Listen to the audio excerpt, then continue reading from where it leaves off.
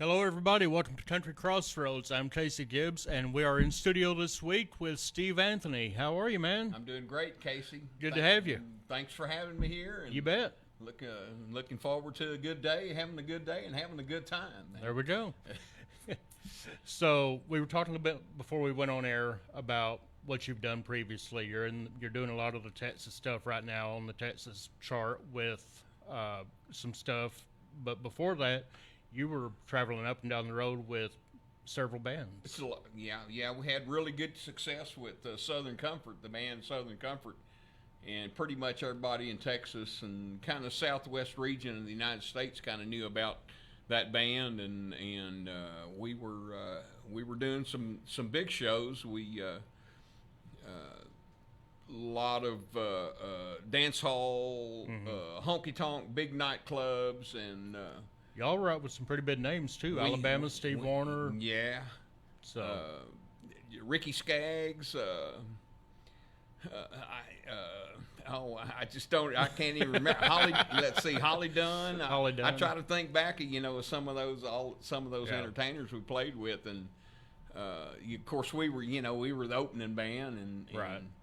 But we felt like we were doing. We were getting along pretty good, and we had some interest out of. excuse me. We had some interest out of Nashville, and went to Nashville about mid '90 and started working on an album in Nashville, and we did that at Bradley's Barn, and those people in the music business that remember that Owen Bradley, and Bradley's Barn. I mean, that's Jerry and Owen. That's history Yep. of Nashville right there. That's some of those early days, and That's where Brenda Lee, Patsy Cline, a lot of them recorded. Yeah, Loretta Lynn, yeah. Some big names went through the barn there. So we felt like we were on top of the world there, working out of Bradley's barn, and we were working with Owen's nephew Bobby Bradley, and it just we just kind of got sidetracked. The production didn't take place the way we really wanted it to go, and while all this was going on, we were still trying to sport a career out there, on the road and doing road shows and stuff, and we ended up going on a tour down to South America, and we toured all over South America for about 6 weeks. And during that tour, we lost 2 members out of our band. They just decided that the road life is not what they wanted to. It was not everything that they thought it was made up to be. And so we lost our drummer, and we lost one of our guitar players, and both of those people were singers in our band. And this was at this time the bands like Restless Heart and those kind of bands that had great harmonies. Alabama was out, with the great harmony, and Desert Rose Band. And it just seemed like that if you had that sound, it was great. People really flocked to that sound, and we had it going. We had 4 really good singers, and actually we had 5 really good singers in the band, and we had that, we had it down, and so that's kind of what interested Nashville with us, and it just didn't work out. The Nashville thing didn't work out, and then after we we went down, and all this was going on, and we were recording and then touring that South America thing, and then we lost the 2 guys down on that tour in South America, and when we got back to the States, in fact, we changed the name of the band after we came back, because when I got back to the States from that little ordeal down traveling, we had a letter from the Southern Comfort whiskey company copyright that we were infringing on their name, and if we wanted to come up with some different form of Southern Comforter, or however we were going to change the name, but it was just basically, it was not a threat. It was just an information letter that says, hey, you guys, you can't use the name, so legally you can't use the name. Right. And since then I've seen another band that's done some shows after that all went on, and they call themselves Southern Comfort, but good luck to them. Anyway, so we ended up changing it. We changed our name to SRO, which was Standing Room Only, and we thought that was a pretty cool little thing, and we made it around. We kept going, and we played for about another 2 years as that band, and we really had great success. We kept doing shows and doing openings, and it seemed like it was growing and growing, and then I think we just we reached that life expectancy point. And it back then the life expectancy was a whole lot different than it is in the music industry now. Well, it is, back then they would grow an artist and let them try to build a fan base. Now it's you got one shot and that's it. That's it. Yeah. You can come in quick and they remember you for about 6 weeks, and then if you don't have something else coming out behind it, well then you're yesterday's news. That's it. Yeah, for sure. Yeah, it's a quick market anymore. So yeah. Well, after that, you took a little hiatus for several years, and then you went back out with David Kirsch. With David Kirsch, yeah, and played lead guitar. I didn't do any vocal work with him. We had all we did was 3-part harmonies, and we had an acoustic player that was a good singer, and our keyboard player was a really good singer as far as singing, thirds and fifths and singing the harmonies, and there was on an occasion I would sing a double, do a high octave or do a seventh, but David's stuff was you remember what his sound, and so we worked on achieving his sound on stage, and we had a great time. I mean, that was a great little stint that I did 7 months with Kirsch, and the first 4 months of it we were flying. They flew us everywhere. I got my guitar and my rig. I got it to the airport, and I never had to touch it again until I got to the stage and did the setup. So it was real. That was I was living the high life. I never had it so good like that. So that was awesome. That was an awesome time, and of course we did that, like I said, for about 4 months, and I still had. I had my Eagle coach, and so Mark Hibner, which was David's manager, decided, we started the Walmart Across America tour. I remember that. And of course there was no fly dates, so they leased my coach. Yep. Here I go out on the road. I'm the driver, guitar player, and PR agent. Only thing you weren't was road manager. so it was, and I lasted at that for about 3 months, and it was just too overwhelming. Yeah. You can't. Road life's not cut out for everybody. No, and and to play and and have a few drinks and then expect to get in behind the wheel, and you've got we had 8 or 9 people on the bus, and here I'm in charge of 8 or 9 people. I can't be drunk driving this thing all over the highway. Yeah. So, and when we would do trips, we would do 600-mile trips. It was not every night that we did that. There was some 300-mile and some 400-mile trips, but then you get into those 600-mile trips, and it just, your stamina wears out pretty quick. Yeah. So it was a great time, and I just kind of got burned out on it, and I was lucky John Carroll came in and took over the guitar playing. Gave you some relief. Yeah, and John's such a great player. I love John. Him and I are really good friends, and we talk to each other pretty often, and John's played on a lot of my records that I've recorded. So we've had a really good. It was a good situation. It was a funny way that we met.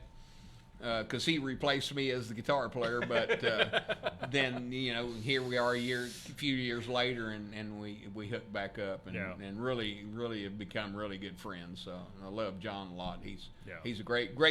Not only is a great player, but he's a great person. He's a great person. John's a lot of fun. We have a lot of fun together. So. Well, you're out doing your own thing now. Have been for a little bit. I have been. I did after I just got burned out on the road, and I couldn't see myself. I needed a break. I've been doing it for years and years and years, and we started 3 and 4 and 5 nights a week. That gets to you.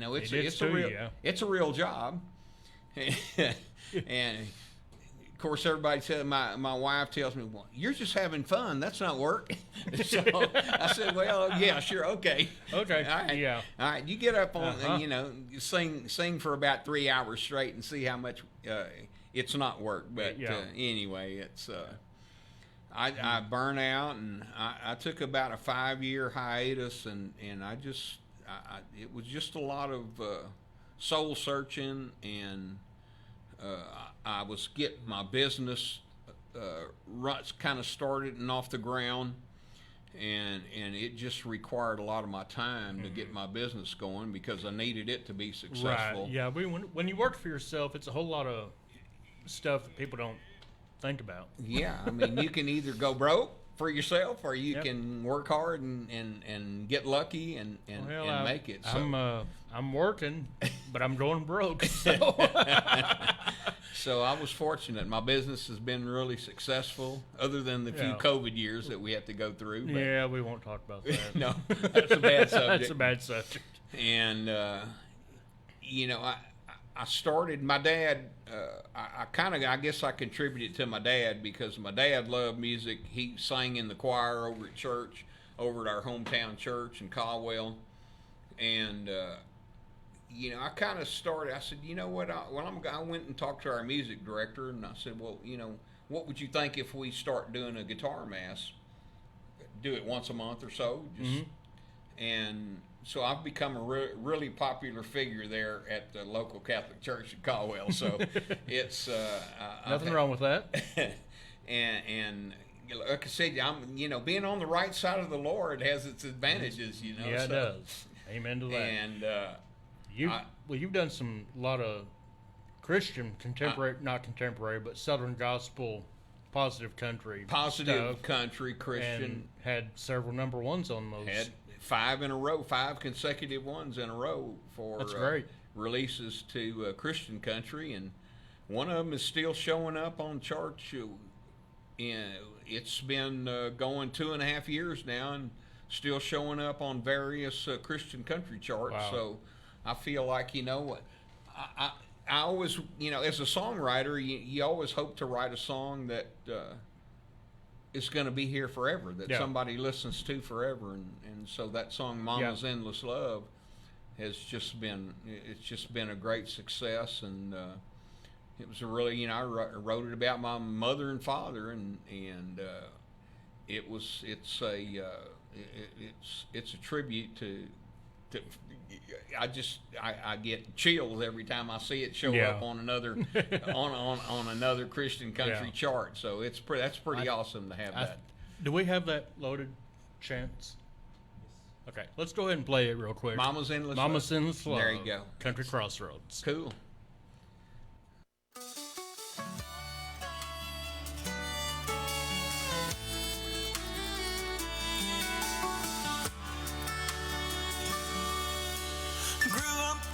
Some cotton fields on a little piece of land. Had an early age and learned hard work, played barefoot in the sand. They taught us how to grow our food, share what we keep. Never were we hungry when we laid down our heads to fall asleep. Praise to the Father, praise to the Son. Stand up for freedom,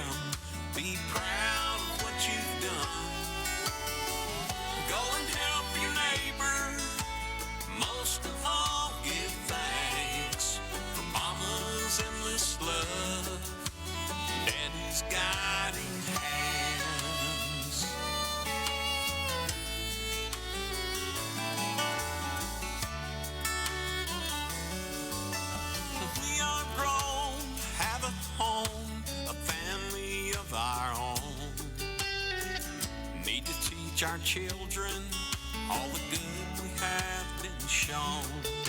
Remember, they will be the ones we need to be strong.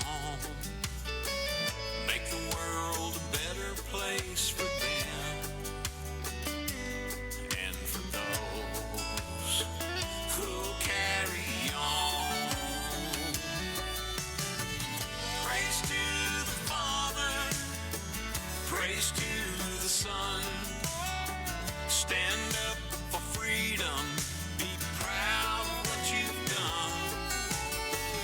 Go and help your neighbor, most of all give thanks for Mama's endless love and Daddy's guiding hands. We're all together, flying through time and space. We decide what we leave to the human race.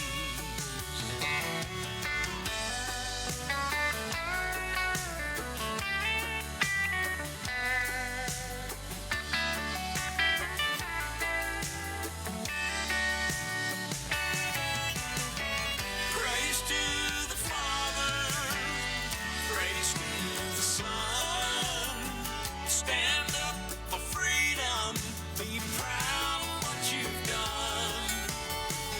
Go and help your neighbor, most of all give thanks for Mama's endless love, Daddy's guiding hands. Give thanks.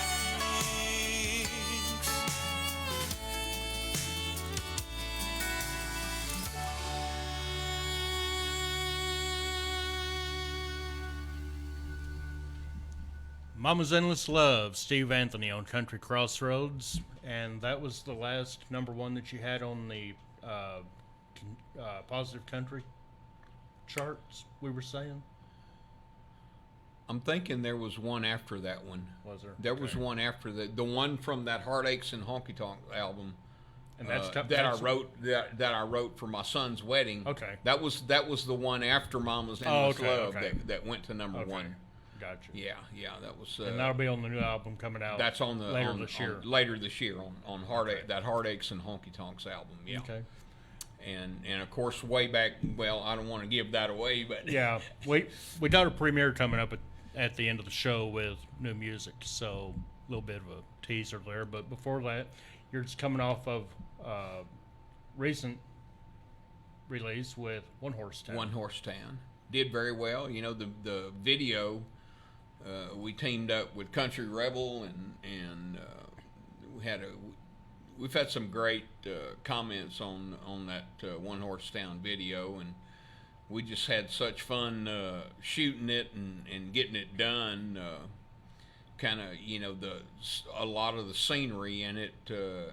We got to premiere that, and that was on my ranch land. I own some ranch land down on the Rio Grande River, and about 30 or 40% of that video was shot on my ranch over there on the Rio Grande River at Langtree, which is, if you remember Texas history, the law west of the Pecos. Yep. Judge Roy Bean decided he would go down there and he would be the justice. Yep. Take care of that. He would be the law west of the Pecos. So, yeah.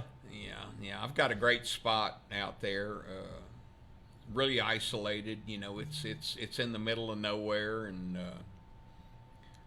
I haven't found anywhere that's in the middle of nowhere anymore. No. You have, apparently.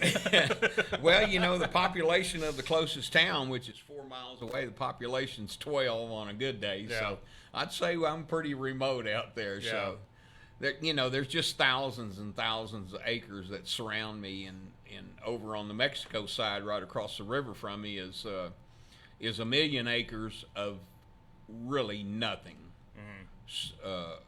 That's a single landowner in Mexico owns 1 million acres right across the river. So just recently they started one of these wind farm things that's going on, and so they're kind solar. of no solar, but the wind farm. And Just okay. they're kind of ruining my view of I can see the Guadalupe Mountains or the Chisos Mountains. I can see I'm sorry, not the Guadalupe, but the Chisos Mountains, which are the mountains that make up Big Bend National Park. Mm-hmm. So from my sitting on the back porch of my home, I can see the Chisos Mountains all across the horizon if I look due west of my house. Yeah.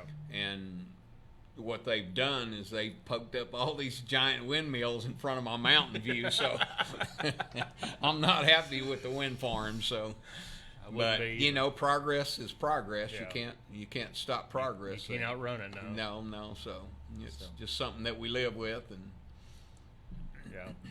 We were talking a little bit a while ago about some of the other artists you've worked with, and you did a little bit of a stint with Johnny Bush. Johnny Bush, yeah, that was. How was that? What an awesome! That was a great part of my music career. I mean, I learned so much from Johnny and his wife Linda. They were just. We had such a good time. We became really good. Not only was I working for him, but we just became good friends, and such a good man, and a true. I mean, he's the true Texas artist. He was a humble man, and him and Willie were, Mm-hmm. like that tight, and I got to see Willie a few times, and we did a couple of Willie's July 4th picnics, and for me as a guitar player and as a musician.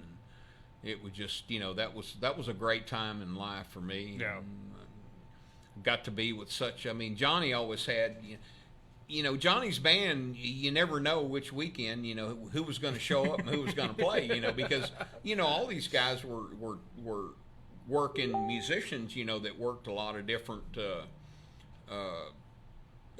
big bands, Asleep at the Wheel. We had Ricky Turpin played fiddle with us from Asleep at the Wheel. We had Floyd Domino, the piano player, probably one of the greatest Texas piano players that I know of. That I know the best piano player that I've ever been with as far as playing. Yeah. And just such great. Like I said, you never knew who was going to be playing, but. Whoever was going to be there was going to be damn good. So right. Yeah. I felt like I was real privileged, real honored on my part to be amongst those, to be able to play guitar and hold my own with these guys, because they were some really, really good players that came through Johnny's band, and we got to do shows with we did a show with George Jones, played with Ray Price a couple of times, and another great fiddle player that I wanted to mention was Bobby Flores, and I know you remember Bobby, and tragically, what was it, a year and a half ago? About a year and a half ago, Bobby passed away from esophageal cancer, and just what a great, Bobby was such a great, he was great fiddle player, great artist in his own right, and it just hurt my heart to see him go away that early in life, because I know he wasn't that old. No, he was not. I know he still had things that he had planned, him, and he had the Yellow Rose band, and they were, he was in that San Antonio, all that kind of that Southwest Hill Country area. They were really doing good and making a name for himself, so. I just hate to, like I said, for me, I felt real honored that I was able to play, with that caliber of musicians and keep it. And of course, it's pushed me into this. I know that I can play with just about anybody. I don't get intimidated by anybody's ability to play. So. But I work hard. I play every day. I try to play my guitar every day, and I work on something every day. As a songwriter, it never ends. It's there's something always going through your head. I mean, that's a lot of times I'll lay down at night and I'll write songs in my sleep because I'm really in. Do you remember them the next morning? Yeah, well, sometimes I do. I've gotten up in the morning a couple of times and remembered what I went to bed thinking, and got up and sat at the bar the next morning, drank coffee, and wrote the beginning of several good songs just within hour and a half, and just to, but it never goes away. It's always in your head. Once you have music in your head, it does not go away. Stuck, so yeah. It's there. So. Yeah. And you co-wrote One Horse Town, right? No, that was just mine. That was just yours. Okay. Yeah. Everything. There were two songs on the first album that were co-writes. Okay. And then there was one song on the Heartaches Honky Tonk album that's a co-write, and really I call it a co-write, but my photographer Edward Collins, who worked for Mark Chestnut for years as his road photographer, gave me the idea. He said, I always wanted to write, and he's a player too. He plays guitar, and he said, well, I always wanted to write this song, PhD from Haggard and Jones. And I said, well, I'm going to go ahead and steal that from you, Ed. If you don't mind me stealing it, I'll write that song and I'll give you credit for it. So I shared the credits with him, but that's what he gave me that title. And so I wrote the song based on that title, PhD from Haggard and Jones, and it was it's a fun song, and we had a fun time writing it and had a fun time doing it in the studio, and I play it, I get to play it, and it's always a fun one. So yeah. Well, let's go ahead and play One Horse Town. Let's do it. All right. Steve Anthony, Country Crossroads.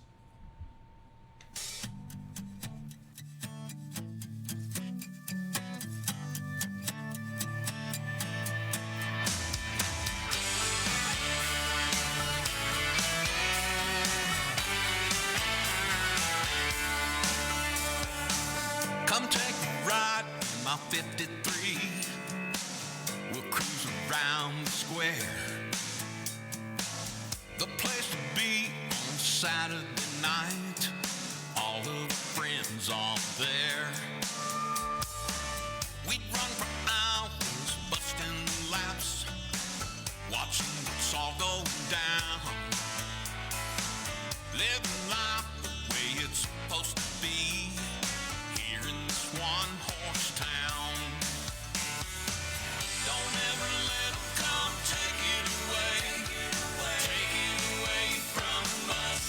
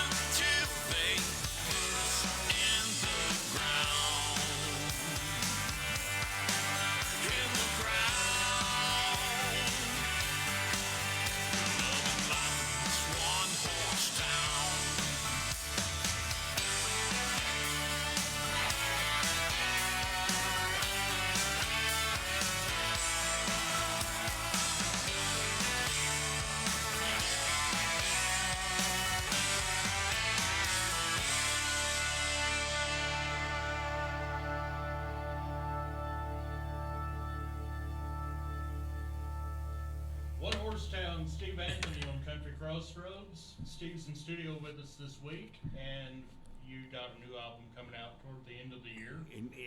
And that's, the new album is Heartaches and Honky Tonks. Hope to get it out by maybe September, late September, maybe October, and we'll just see how how it all goes and how our digital releases go. Like I said, we're going to do the 3 digital releases about 6-8 weeks apart, just going to streaming.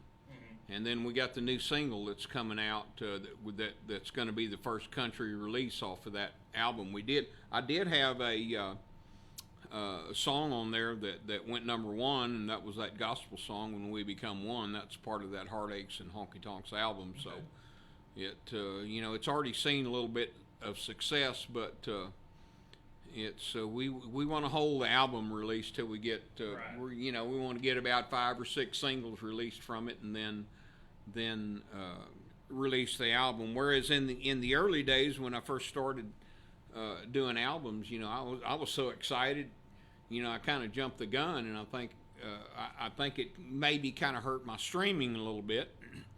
Was that we would release the whole album at one shot, and then we'd start releasing singles from it. Well, that's right. And everybody was accustomed to. And that's kind of what that was the pattern. But now is that pattern's kind of reversed. You want to release as many, get all your singles that you want to release from it, and then follow it up and release the album, down the road. So, what do you want to do for us? Well, I've been doing some acoustic shows and playing a lot, and I've been in the studio now working for almost 2 years on a brand new album, which is going to be the 5th studio album. And here I've cut this song about 3 months ago, and we're in the mix down. In fact, I should be getting the first mix on it maybe by tomorrow evening. And it just seems like this album has really taken a long time. Rosewood, I recorded Rosewood, and Rosewood's in the last 2 years has just become the place to be. It's a really popular place. They won Studio of the Year at the Texas Country Music Awards last year, and that lifted their and now it was kind of a limited number of artists before that were recording there, and now it just seems like everybody wants to get over there and be part of it. And so Drew and Carrie, they got a really good thing going. I'm so proud of them. Yeah, they do, for what they've done, and I've been involved with them now for about 10 years, and so I get a little preferential treatment, but not a whole lot anymore. So I was hoping I'd get a little bit more, but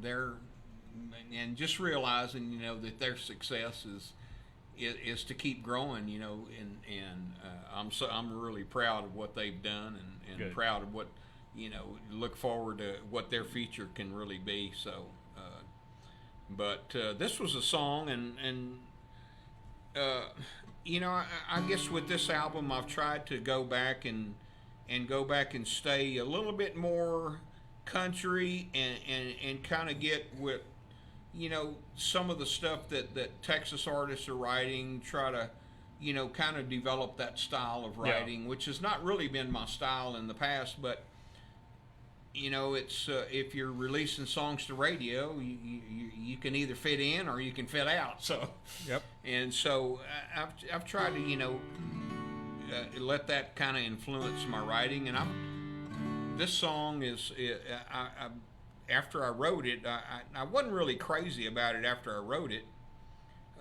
and I thought, well, it'd make a good album filler, and it's a cool song, but I've played it out for several times, acoustic shows, and played it for several friends of mine, and have basically played the first rough sketch that we did in the studio, and everybody, I've got really good response from it. So it's a really good song. It's called When a Cowboy Sings a Song. Okay. And it's just a simple country song. So. There you go. Steve Anthony, Country Crossroads.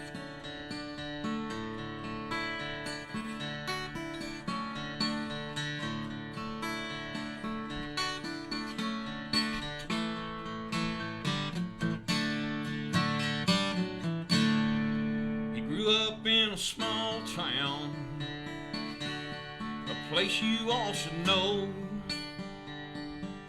He worked hard for every dollar, spent it on a rodeo. His mama and daddy, they taught him right from wrong. He always had a dream. When a cowboy sings a song, he's gonna pour his heart into it, reach down deep inside. He'll tell you lots of stories, 'cause he's got nothing to hide. Keep it kinda simple, so that you can sing along. There's something really special when a cowboy sings a song.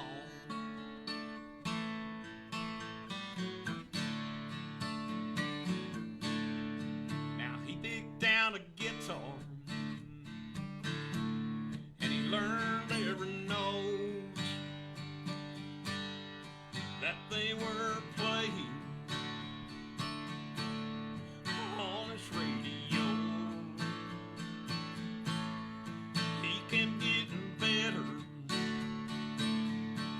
as the time passed along. I was feeling really special. The cowboy sings a song.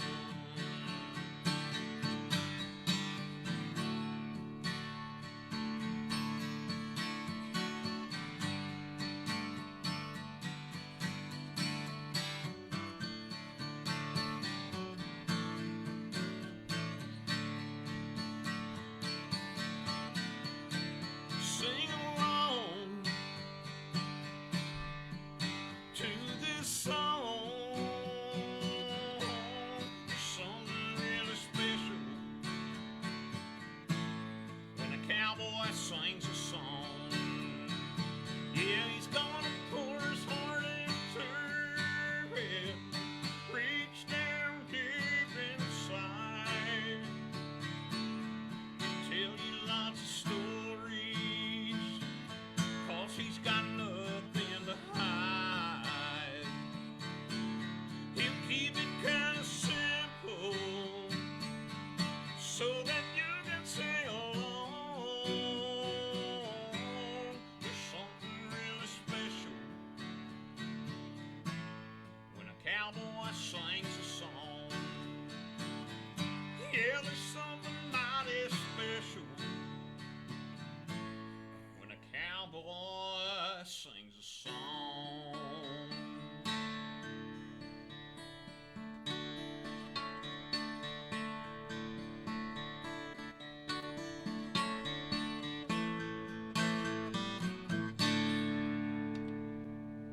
Steve Anthony, When a Cowboy Sings a Song on Country Crossroads. That reminds me a lot of the old Michael Martin Murphey, Red Steagall era. Yeah, music. like I said, I wanted to kind of go back and touch that country. It could get them country roots. Country and Western. Yeah. And Western, that's Yeah. right. We play two kinds of music. We play country and Western. yeah. For sure. And that's going to be on the new album coming out? That's the new album that's not, we're kind of in the mix down. Right. I've got some mixes. It's going to have 12 songs on it. Been listening. I'm waiting on four of the mixes to come in. Hope to get one today. I hope to get one tomorrow. And then this Cowboy Sings a Song, and then I've got another one called Down in Texas that's going to be a really cool song. It's Okay. a really kind of red dirt for my friend David over there. And maybe next week before I get those first mixes on that. So I'm hoping, here it is May. I was hoping by 1st of May, we were going to be kind of wrapping this thing up. But I would say, now it's realistically, we're probably looking at, by the time we go through the changes in the mixes and the adjustments that we need to do, and all the parts are there, all the I've done all the vocal tracks. We're just kind of in that mix down mode, and go back. We'll get a good mix. We'll go back and listen to it. Drew will listen, and then we'll make, if we want to add anything or do any changes to it, we'll remix, re-listen, and study it. It's Okay. not just throwing it down there and throwing it out there. You kind of got to study all the parts, and it takes time. A lot of people don't realize how long it takes to put an album together. Yeah, and you got to listen through all the parts. Yeah. A lot of people just listen. They catch the melody line, and they catch basically the hook line, and that's all they listen for. But for me as an artist to go back in there and listen for, we got to listen to every little intricate part in there and go back and replay. Because you're listening to stuff that they don't pay attention to. There's sometimes that we'll miss like a guitar buzz, or where a string got muted, and it like a fret buzz, right? And sometimes mastering can take those out, but it's best before it goes to the master. If you can catch all those little errors that go on, and it's almost through every phrase of the song. You just got to go back and just study it and listen over and over. My wife, she tells me all the time, she says, "Damn, how many times are you going to listen to that song?" So, hadn't you heard it enough yet? I said, "No, not really. Not really. Trying to figure it out." So it's just it's like I said, it's a fine art, because once it's done, once it's mastered, then if there's a mistake there, it's gonna be there forever. Yeah. So when we certainly don't want to produce music that's got any, we want it to be, when it goes to the masters in Nashville, I want it to be the best that I think it can be, and not only my ears listening to it, but I've got 2 or 3 other guys at Rosewood that with really good ear that listen to it, that do that every day, and so it takes a team of people to get it done. So. Right. What else you want to do for us? Okay, I'm going to do. This is going to be another one off that same record, and song. This may be, to me, I probably love this song more than anything I've written ever before.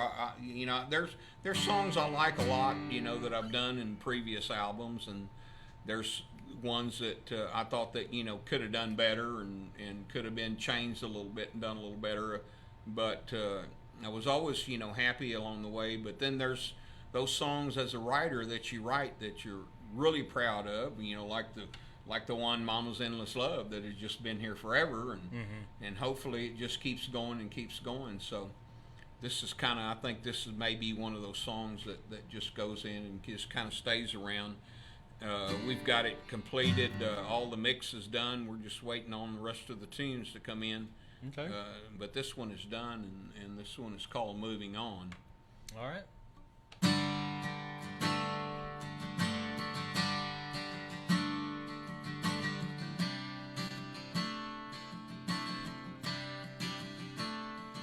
Every time I close my eyes, right before I fall asleep, my mind takes me back. Oh, your memory runs so deep. I think of all we could have been, everything we might have seen, the love we never found. I guess it wasn't meant to be. Through this song, I keep hanging on, thinking that it won't take too long. I'll reach out to you so I can find a way, moving on.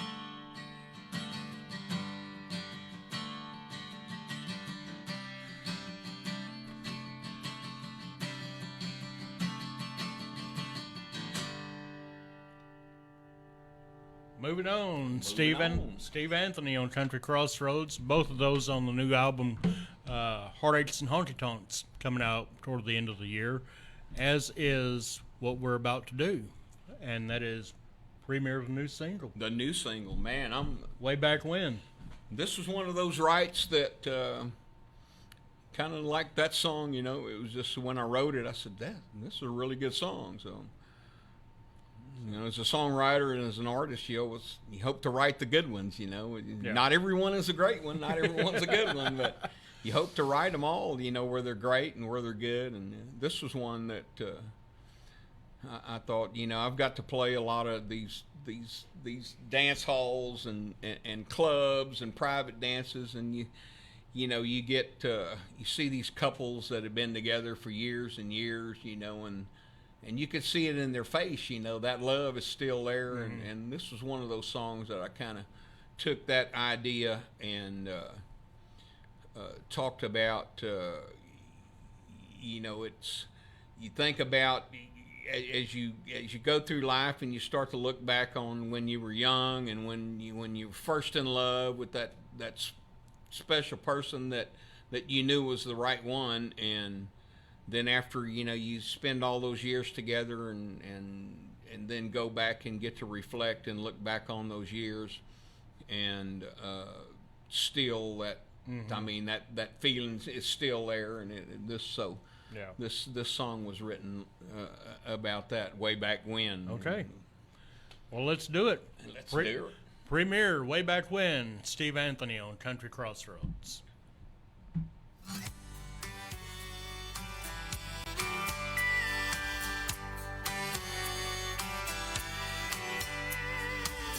I still remember the first time I met you.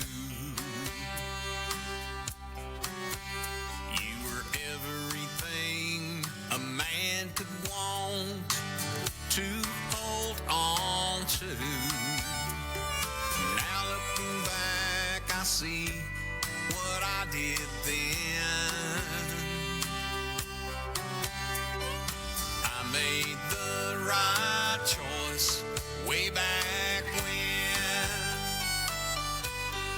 Now I want to hold you again, so I can feel the touch of your skin. In time, we don't have to pretend. Let me whisper in your ear all of those words you want to hear. We'll dance across the floor like we did before, way back when.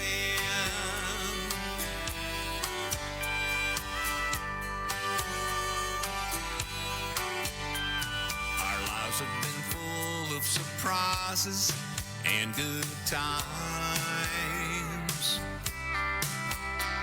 Was not always easy. We did our best creating the story lines. People we touched, the places we have been. All good memories way back when.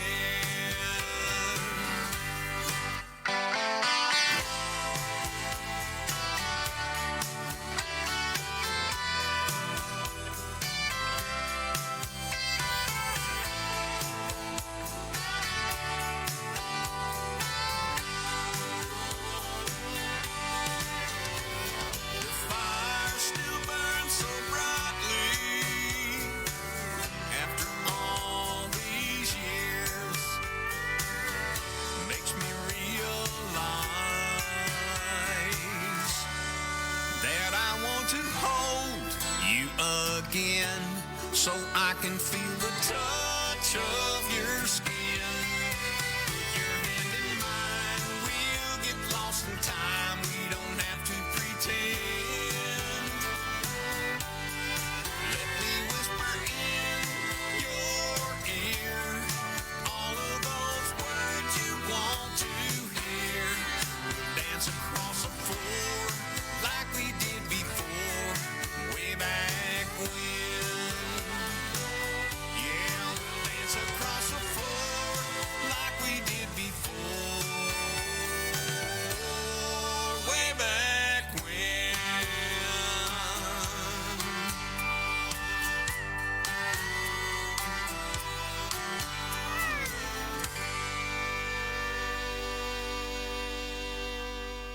Steve Anthony, way back when, premiered on Country Crossroads. That goes to radio next week, right? On the 7th, On yes. the 7th, okay. Yeah.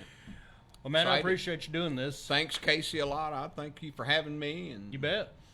it's been, I've had some fun, so. I have too. We'll do it again. Hope the audience likes it. Hope they had as much fun. We had fun. Yeah.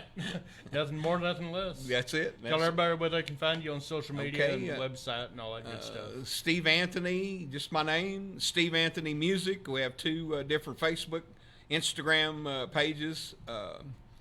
The website is steveanthonymusic.com. Okay, easy enough. That's where they can find the tour dates and the merch and all that good stuff. anything that's pertinent to me. That's where you can find it at. So. There you go.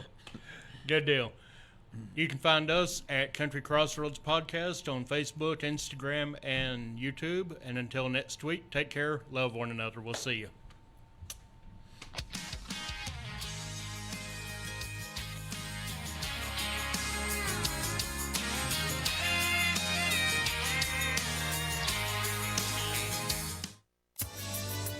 Dr. James McConnell here, host of Dr. James McConnell's The Small Business Network. Tune in every Saturday at 1 p.m. Central